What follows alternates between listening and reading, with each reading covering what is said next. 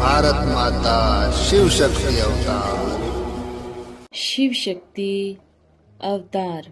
ओम नमः शिवाय। 21/7/2024। आज रिवाइज डेट है 11/7/63। ओ मेरे मीठे अच्छे प्यारे बच्चे, अब रूहानी बाप मिला है। अगर जिस्मानी तरफ बुद्धि होगी तो फिर जिस्मानी दुनिया में आना पड़ेगा। यहाँ ही फिर जन्म दे देंगे। विकर्म भी भस्म नहीं होंगे। इसलिए अब कोई भी जिस्मानी वस्तु को याद नहीं करना। गीत है कौन आया मेरे मन के द्वारे। बाप बैठ बच्चों को समझाते हैं। इस समय बच्चे किस सोच में पड़े हुए हैं। जब से बाप के बनते हो तो सभी आत्माएं बदल जाती है। आगे तो जिस्मानी आशाएं ही रहती थी। बच्चे पैदा करने हैं, शादी करानी है, यह करना है, यह चाचा मामा, यह बुद्धि में रहता था। दुनिया के मनुष्यों को इस दुनिया के संबंध की ही बातें याद पड़ती थी। तुम बच्चों की आशाएं अब बदल गई है। तुम जानते हो बेहद का बाप मिला है, उनसे वर्षा मिलना है। दुनिया के मनुष्यों की आशाएं हैं इस लोक के लिए, तुम बच्चों की आशाएं हैं परलोक के लिए। एक है मुक्ति लोक, दूसरा है जीवन मुक्ति लोक।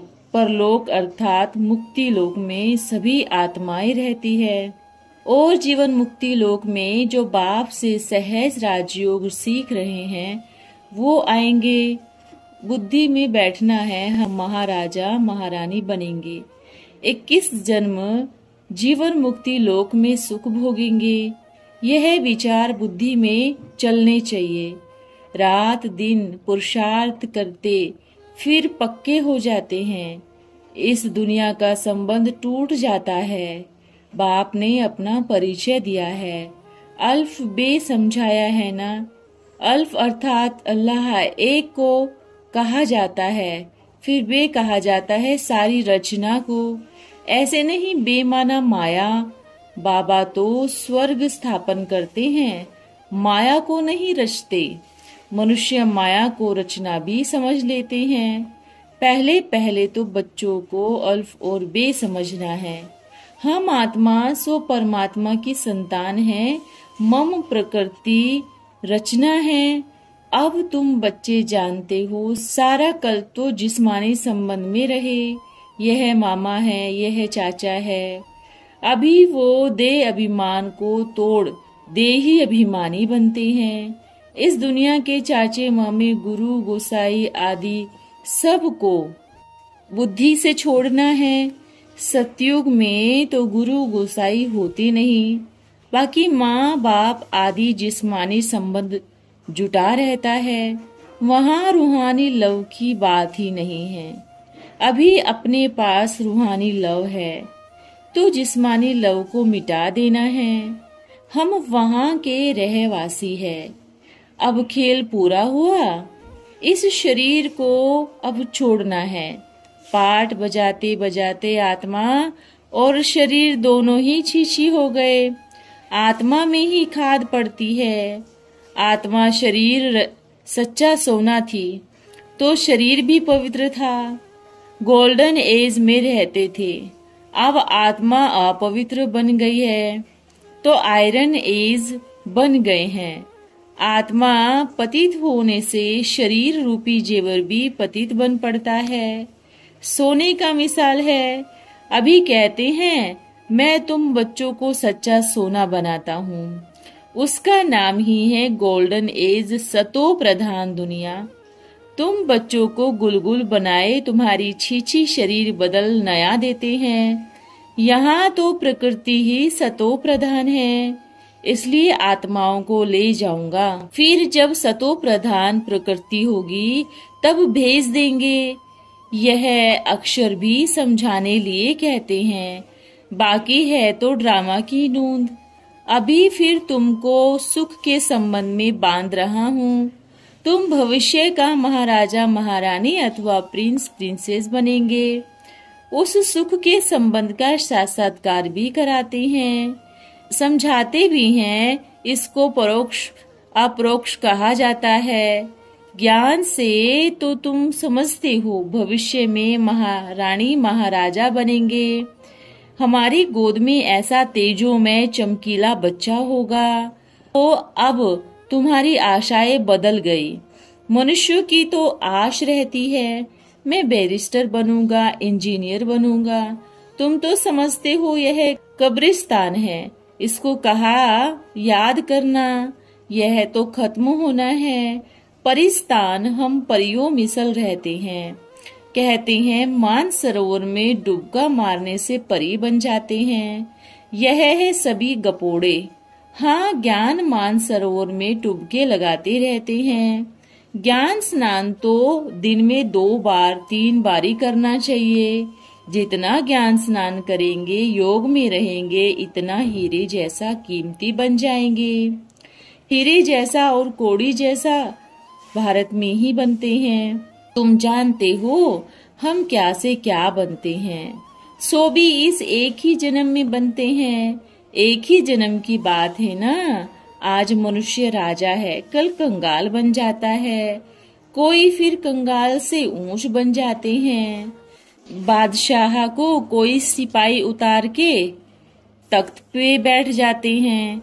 बाप कहते हैं तुमको मैं मनुष्य से देवता बनाता हूँ, अब तुम ब्राह्मण हो फिर देवता बनेंगे। यह है नई दुनिया के लिए। मैं इस दुनिया के लिए सुख देने के लिए आया हूँ। तुमको नई दुनिया के लिए बहुत सुख देता हूँ। तुम राजयोग सीख रहे हो, आत्मा इस शरीर द्वारा सीख रही है। कौन सिखलाते हैं? बाबा। वो हम सभी आत्माओं का पिता है, जिसको अल्फ अथवा अल्लाह भी कहते हैं, पिता कहते हैं। बच्चे, तुमको कल्प कल्प यह नॉलेज देता हूँ, तुम्हारा बेड़ा पार कर देता हूँ। तुम पावन बनेंगे तो भारत भी बनेगा। मैं सृष्टि को पवित्र कैसे बनाता हूँ, यह भी ड्रामा में पार्ट है। सभी उथल पाथल हो, नया बनना है। नई दुनिया थी, अब फिर पुरानी दुनिया हो गई, फिर रिपीट करेंगे।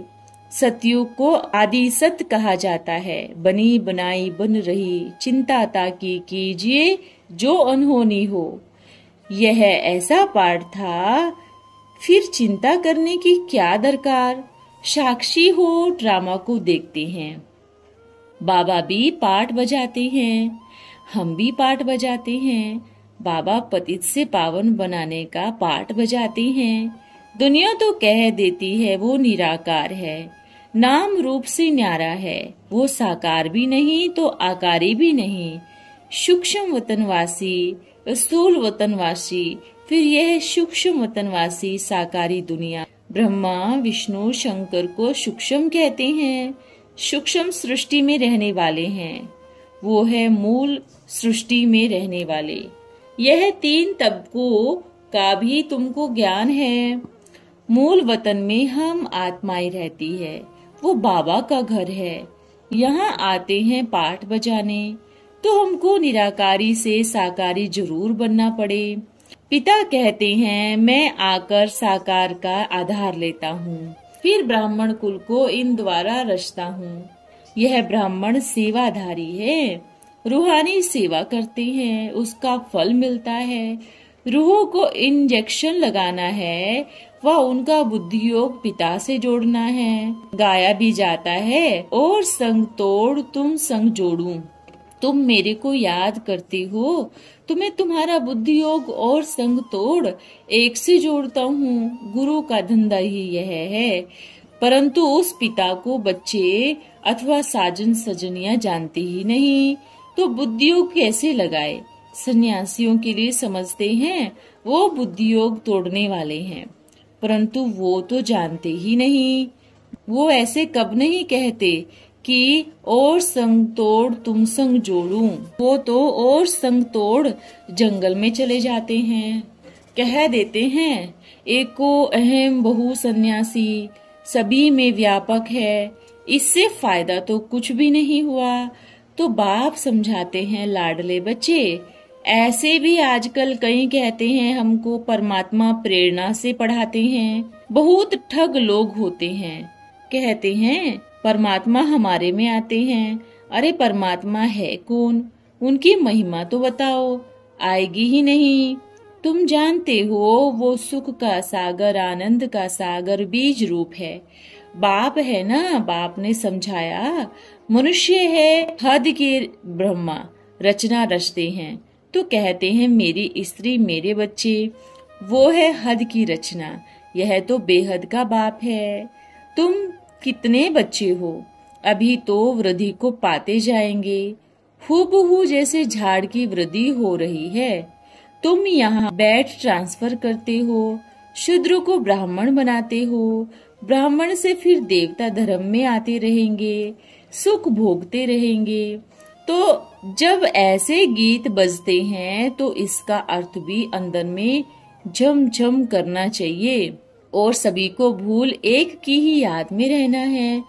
वो बहुत मीठा है। हम ज्ञान से गुलगुल बन रहे हैं। हम जानते हैं हम भविष्य में फिर नया चोला लेंगे, यह चोला बदलना है। तो अब पिता को याद करना है। सारा कल्प हम देह अभिमानी बने हैं, जिस्मानी माँ बाप कहते हैं, अब रूहानी पिता मिला है। आत्माएं इस शरीर द्वारा कहती है वो हमारा पिता है। हमारी जिस्मानी माँ बाप को छोड़ अगर उस तरफ बुद्धि होगी तो फिर जिस्मानी दुनिया में आना पड़ेगा। यहाँ जन्म दे देंगे, वे कर्म भी भस्म नहीं होंगे। इसलिए कोई भी जिस्मानी वस्तु को याद नहीं करना। इसलिए तुमको नई दुनिया का साक्षात्कार भी कराता हूँ। तुम समझते हो बरोबर कलयुग के बाद सतयुग डेविल वर्ल्ड के बाद डीटी वर्ल्ड आएगी। मनुष्य तो घोर अंधियारे में है, तुम अब घोर सोचने में हो। कोई अधूरे, कोई तो एकदम झुंझार है, पूरा योग नहीं लगाते। अभी तुम बच्चों का पिता ने बुद्धि का ताला खोल दिया है। हम बाबा की संतान हैं, बाबा पढ़ाते हैं, बाबा हमको गुलगुल लायक बना रहे हैं। हम तो नालायक थे, माया रावण ने नालायक बना दिया और शोक वाटिका में बिठा दिया। यहाँ है अशोक, नो शोक, यहाँ तो शोक ही शोक है। तो बाप कहते हैं मैं भारत को हीरे जैसा बनाता हूँ और खंड कोई हीरे जैसे नहीं बनते हैं। भारत को हीरे जैसा बनाता हूँ। अभी भारत कोड़ी जैसा है, कंगाल है। इसलिए तुम बच्चे अपने को हीरे जैसा बनाए, फिर भारत को हीरे जैसा बना रहे हो। फिर जो बनते हैं वो ही हीरे जैसे भारत की पालना करेंगे। तो इतनी मगरूरी रहनी चाहिए। हम माया रावण से सबको छुड़ाते हैं, लिबरेट कर रहे हैं, भारत को छुड़ा रहे हैं। माया ने बहुत दुखी किया है, यह भी ड्रामा बना हुआ है। मुसलमानों ने ही बहुत जुल्म किए हैं, क्रिश्चियन ने कोई ऐसा जुल्म नहीं किया। वो नहीं होते तो दुखी नहीं होते। मुसलमानों की लड़ाई अभी तक लगी आ रही है। क्रिश्चियन ने तो ऐसा नहीं किया कि क्रिश्चियन बनो, नहीं तो कत्ल करेंगे। मुसलमान से फिर भी क्रिश्चियन का राज्य अच्छा था। उन्हों के राज्य में गुड़ आदि कितनी सस्ती थी, अभी तो चीनी मिलती ही नहीं। कितने टैक्स आदि लगाए हैं, बिल्कुल कंगाल बन गए हैं। एक दिन अनाज भी नहीं मिलेगा, फिर एक दो में मारामारी हंगामा हो जाएगा। तुम तो जानते हो हम इन हंगामों से दूर हैं। तुम्हारा अन्यास वो समय आ जाएगा, समझेंगे बस हम इस शरीर को छोड़ बाबा के पास चले जाते हैं। बैठे बैठे पुरानी जूती पुराने शरीर को छोड़ देंगे। ऐसे चमत्कारी बुद्धि हो जाएगी। ऐसा होगा अगर ऐसी अवस्था को जमाते रहेंगे तो पिछाड़ी में तुम बहुत मौज में रहेंगे। जैसे सर्प पुरानी खाल को बदलते हैं, हम भी इस दुनिया से पार हो जाने वाले हैं। ऐसी अवस्था होगी तो झट पुरानी खाल को छोड़ देंगे। अगर ठीक रीति पास नहीं होंगे तो खिटखिट होगी, फिर ऐसे शरीर छोड़ नहीं सकेंगे तुमको यह प्रैक्टिस करनी चाहिए।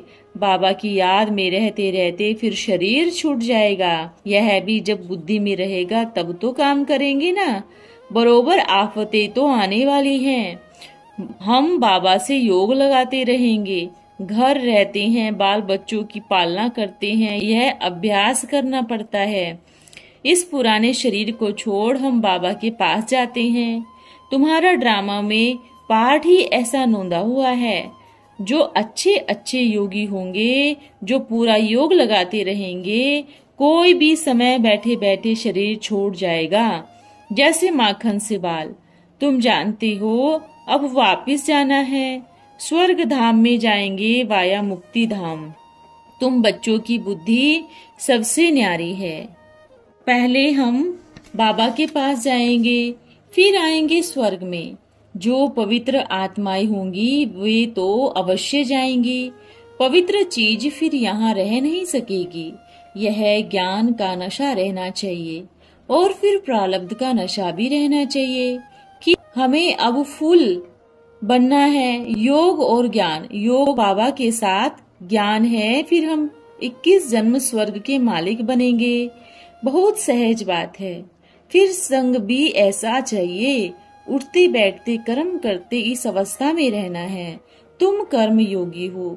कछुओं का भी मिसाल बाबा ने समझाया है, कैसे अंग समेट लेते हैं। सन्यासी भी यह मिसाल देते हैं, परंतु उन्होंने कॉपी की है। वास्तव में यह है तुम्हारे लिए है। भ्रमरी का भी मिसाल तुम्हारे लिए है, उन्होंने तुमसे कॉपी की है।